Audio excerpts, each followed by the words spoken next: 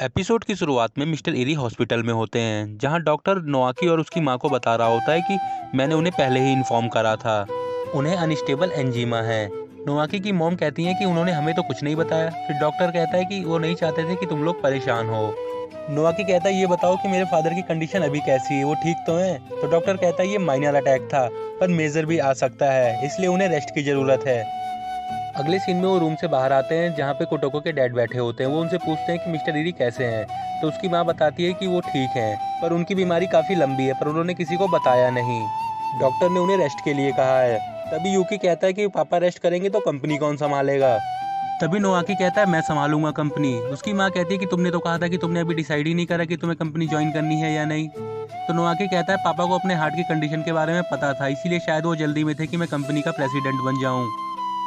Now अभी मेरी responsibility है कि मैं अपने डैड की कंपनी को प्रोटेक्ट करूं। उसकी माँ उसे थैंक यू कहती है और कोटो को सोच रही होती है कि नोआकी का सपना तो डॉक्टर बनने का था, अब उसका सपना टूट जाएगा। अगले सीन में कोटो को अपनी दोस्तों को बता रही होती है कि नोआकी अपने पापा की कंपनी ओवरटेक करने जा रहा है जब तक उनकी हालत ठीक नहीं हो जाती। जहाँ जिंको और सतोमी कहते हैं ये बड़ी टफ सिचुएशन है, क्या कर सकते हैं। आगे कोटो को बताती है कि नोआकी अब घर पे आ जाएगा रहने के लिए, हमारे साथ ही रहेगा। पर मैं खुश हूँ कि नोआकी घर आ जाएगा और जब उसके डैड की तबीयत ठीक हो जाएगी उसके बाद वो दोबारा से कॉलेज ज्वाइन कर लेगा।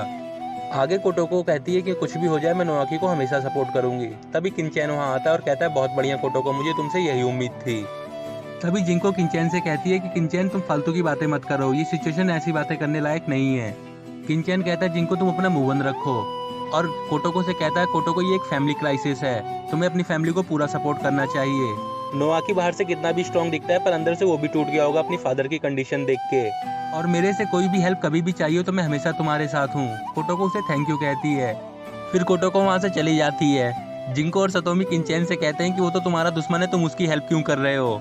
किनचैन कहता है मैं अपनी एनिमी पे मर्सी शो कर रहा हूँ। फिर जिंको और सतोमी कहते हैं कि तुम दोनों एक ही तरीके से बात करते हो, तुम और कोटोको एकदम एक दूसरे के लिए परफेक्ट हो। ये सुन के किनचैन बहुत खुश होता है।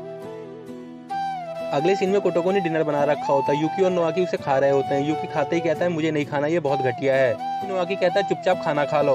जैसे ही वो पहला निवाला अपने मुंह में डालता है, सच में बहुत घटिया खाना होता है, पर वो उसे निगल जाता है।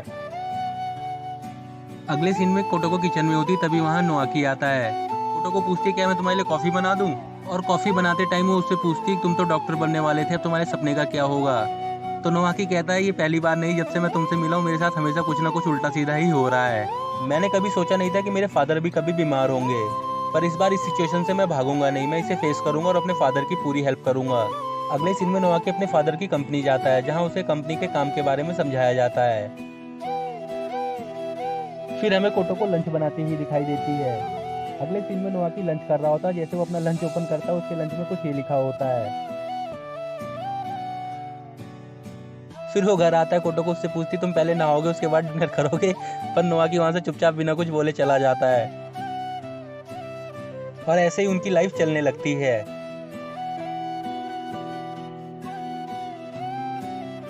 अगले सीन में कोटोको अपने टेनिस क्लब में जाती है, जहां वो क्लब के हेड को अपना रेजिग्नेशन देती है और कहती है कि मेरे पास कम टाइम है आजकल, इसलिए मैं क्लब में नहीं आ सकती। तभी वहाँ आयाको आती है अपने बॉयफ्रेंड के साथ और वो कोटोको से कहती है मैंने नोआकी के फादर के बारे में सुना, आई होप वो जल्दी ठीक हो जाएं। अगले सीन में मिसेस इरी घर पे आती हैं और बताती हैं कि अगले महीने तक मिस्टर इरी को छुट्टी मिल जाएगी हॉस्पिटल से, वो रिकवर कर रहे हैं बहुत जल्दी। और कोटोको को थैंक्स बोलती हैं घर का ध्यान रखने के लिए। अगले सीन में नोआकी हॉस्पिटल आया होता है मैनेजर के साथ, जहां मैनेजर उसकी माँ को बता रहा होता है कि नोआकी बहुत अच्छा कर रहा है, ऐसा लगता ही नहीं कि वो बिल्कुल भी कॉलेज का स्टूडेंट है। तभी उन्हें हंसने की आवाज़ आती है और वो अंदर जाते हैं कमरे में, जहाँ वो देखते हैं कि उसके फादर कुछ लोगों से बातें कर रहे होते हैं। नोआकी कहता है पापा आपको रेस्ट करना चाहिए, जहाँ उसे पता चलता है कि वो आदमी बहुत बड़ी कंपनी का चेयरमैन होता है। तभी उसके फादर उसे इंट्रोड्यूस कराते हैं और कहते हैं ये मेरा बेटा है, एज अ ट्रेनी काम कर रहा है मेरी कंपनी में। तो वो आदमी कहता है तुम्हारा बेटा बहुत प्रॉमिसिंग लगता है, काफ़ी हार्ड वर्किंग भी। तभी उस आदमी का असिस्टेंट कहता है मुझे इन्वेस्टमेंट्स के बारे में कुछ डिस्कस करना है। तो वो आदमी कहता है इस हॉस्पिटल वार्ड में नहीं करना, बाहर करेंगे। फिर नोआकी रूडली जाके उससे कहता है कि तुम्हें यहाँ ऐसी बातें नहीं करनी चाहिए, मेरे फादर को रेस्ट की ज़रूरत है, तुम बिजनेस की बातें मेरे ऑफिस में आके करो। फिर असिस्टेंट कहता है कि तुम अभी बच्चे हो। तो नोआकी कहता है मैं बच्चा नहीं हूँ, मैं इस कंपनी का एक्टिंग प्रेसिडेंट हूँ। ये सुन के उसके फादर काफ़ी ज़्यादा इंप्रेस हो जाते हैं। और आगे नोआकी कहता है तुम्हें जो भी डिस्कस करना है मेरे फादर के बिहाफ पे मैं डिस्कस करूँगा, मेरे ऑफिस में आके मेरे से मिलो। और ये सब सुन के वो आदमी भी काफ़ी ज़्यादा इंप्रेस हो जाता है और कहता है कि कोई बात नहीं, हम कल मीटिंग अरेंज कर लेंगे, और वहाँ से चला जाता है। अगले सीन में उनकी मीटिंग चल रही होती है। उस आदमी का असिस्टेंट कहता है कि तुम जैसे बच्चे के लिए ये काम करना बहुत मुश्किल है जिसने मैनेजमेंट सिर्फ किताबों में पढ़ा है। तो नोवाकी कहता है मैं इंजीनियरिंग का स्टूडेंट हूँ, मैंने मैनेजमेंट अपनी किताबों में भी नहीं पढ़ा, मैंने खुद से पढ़ा है जो पढ़ा है। अगले सीन में जाते समय वो एक लड़की से लिफ्ट में टकरा जाता है, जहाँ उसे वो सॉरी बोलकर चला जाता है। अगले सीन में मिसिस इरी एकदम दुखी होकर खड़ी होती हैं और नोवाकी उनके पास आता है और कहता है क्या इंपॉर्टेंट बात करनी थी मॉम जो तुमने मुझे यहाँ बुलाया। तो उसकी माँ कहती है कि मैं नहीं चाहती थी कि यूकी इस बात को सुने, और कुछ उसे बताती हैं।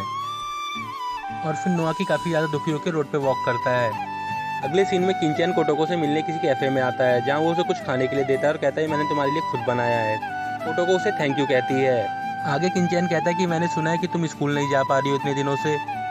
वो पूछता है क्या कोई प्रॉब्लम है। तो कोटोको कहती है नहीं, ये मेरा डिसीजन है स्कूल ना जाने का, क्योंकि मैं इरी की फैमिली की हेल्प करना चाहती हूँ। किंचैन आगे कहता है कि मैं जानता हूँ तुम्हें कोटोको, कुछ और भी है जो तुम मुझे बता नहीं रही हो। वेल ये सब छोड़ो, अगर मेरे लिए कोई काम हो तो मुझे ज़रूर बताना, मैं हमेशा तुम्हारे साथ हूँ। अगले सीन में यूकी और कोटोको खाना खा रहे होते हैं। तभी यूकी कहता है ये खाना तुम्हारे फादर ने बनाया है क्या। कोटोको कहती है नहीं मैंने बनाया है। यूकी कहता है तुम्हारी कुकिंग भी सुधर रही है, खाना काफ़ी अच्छा है। अगले सीन में सूडो का फ़ोन आता है कोटोको को। वो उससे बता रहा होता है कि मैं आज जा रहा हूँ यूको को प्रपोज करने। ये सुन के कोटोको एकदम खुश हो जाती है और कहती है तुमने यूको को प्रपोज करा। तो कहता है नहीं, कोशिश करने जा रहा हूँ। कोटोको कहती है ये बताने के लिए तुमने मुझे फ़ोन किया है। आगे सूडो गुस्से में कहता है आज यूको प्रपोज करने वाली है नोवाकी को, और उससे पहले मैं उसे प्रपोज करना चाहता हूँ। ये सुन के कोटोको एकदम पागल हो जाती है। ये सुन के कोटोको वहाँ से भाग के जाती है और उनका पीछा करती है और देखती है वो दोनों आपस में बातें कर रहे होते हैं, जहाँ यूको नोवाकी से कहती है कि मैं तुम्हें पसंद करती हूँ।